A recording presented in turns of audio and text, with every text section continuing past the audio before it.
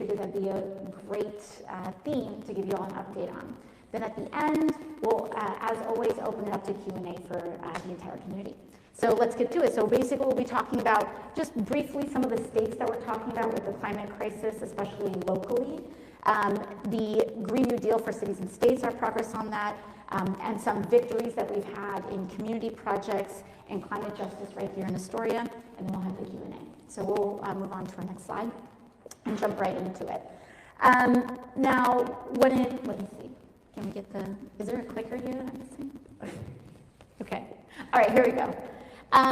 So right now, and I think a lot of us have seen a lot of the information about really what we're contending with the climate crisis. So I'm not trying to dive too deep into the doom and gloom right now, because really at the core of what we propose with the Green New Deal is to actually not succumb to the dystopia and not succumb to the cynicism that this is just going to happen to us and there's nothing we can do about it. There is something that we can do about it, and there will always be something that we can do about it. And at any juncture, if there is an action that we can take to draw down our emissions and preserve our future, we should be taking it no matter what. That said, emissions are currently projected to rise.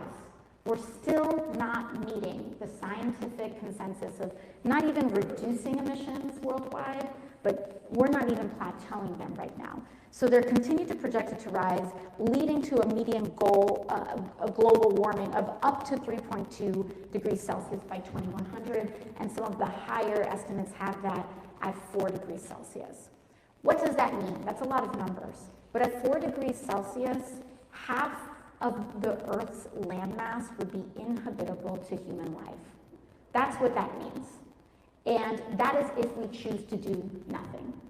So that's why what we have to do right now, and our responsibility, is to dramatically change and dramatically alter the way that our economy is dependent on fossil fuels, and to transition that into an opportunity.